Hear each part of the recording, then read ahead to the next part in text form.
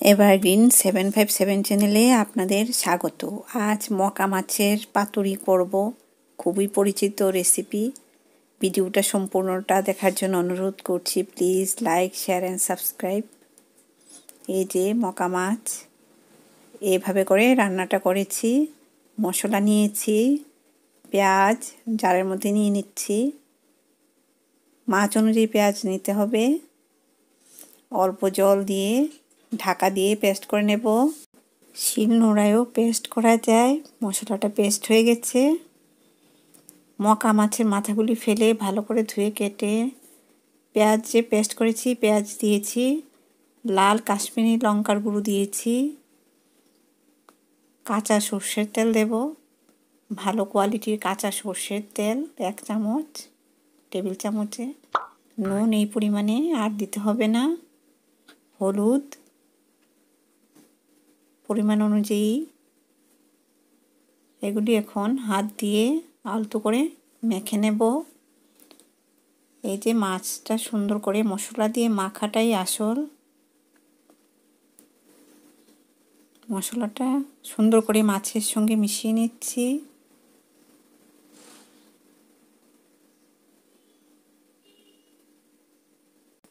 মশলা দিয়ে মাছগুলি মিশিয়ে নিলাম এভাবে সুন্দর করে, তাহলে রান্নাটা ভালো লাগবে। কড়াইটা ভালো করে গরম করেছি লো ফ্লেমে। 10 মিনিট গরম হয়েছে। এখন তেল দিলাম একটু বেশি পরিমাণেই। তেলটা দিয়ে এভাবে মাখিয়ে নিতে হবে। এটা একটা টিপস, পাতুরি করার সময় এভাবে মাখিয়ে নিতে হয় কড়াইটাতে তেলটা মাখিয়ে নিয়ে এই যে মাছ এখন এভাবে দিয়ে দিলাম এই গরম তেলে, গরম কড়াইতে। এইভাবে খুন্তি দিয়ে অল্প করে একটু ছড়িয়ে দিলাম। ফ্লেমটা কিন্তু দেখাবো কীরকম ফ্লেমে আছে। পুরোনো দিনের রান্নার মতো রান্নাটা করব। দিদা ঠাকুমারা এভাবে রান্না করতেন। এভাবে আমি যেভাবে করছি প্রসেসটা লক্ষ্য করুন। এই ফ্লেমে থাকতে হবে রান্নাটা। এভাবে তৈরি হচ্ছে।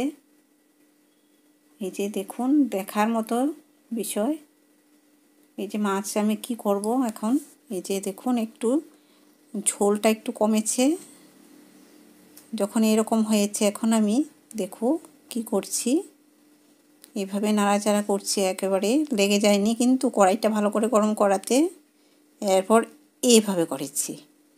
এভাবে করে মাছটা তৈরি হচ্ছে। এভাবে আরও একবার করছি। 2-3 বার এভাবে করতে হবে, তাহলে পাতুরিটা টেস্ট হবে। মকা মাছের পাতুরি খুব সুন্দর একটা রান্না, গরম ভাতে বেশ ভালো লাগবে। আগেকার দিনের মানুষ তো এরকম রান্না খেলে খুব খুশি, খুব ভালো করে রান্নাও করতেন, সবাইকে খাওয়াতেও ভালোবাসতেন। এভাবে মশলাটা আটকে গেছে।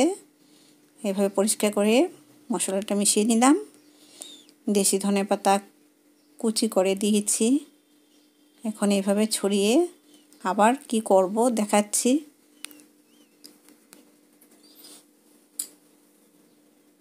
এখনই ধনেপাতা থাকতে থাকতে এভাবে রান্না করে খান, ভালোই লাগবে। এইভাবে এই যে ধনেপাতাটা সুন্দর করে মাছের সঙ্গে মিশিয়ে নিলাম। খুন্তি কিন্তু ব্যবহার করিনি। এভাবে উল্টিয়েই মকা মাছের পাতুরি তৈরি করে নিয়েছি। সুপরিচিত মকা মাছের পাতুরি, খুবই টেস্টি। আপনারা খুব সহজেই তৈরি করে নিতে পারবেন। এই যে দেখো কি সুন্দর দেখাচ্ছে। আপনারা সুস্থ থাকুন। ধন্যবাদ।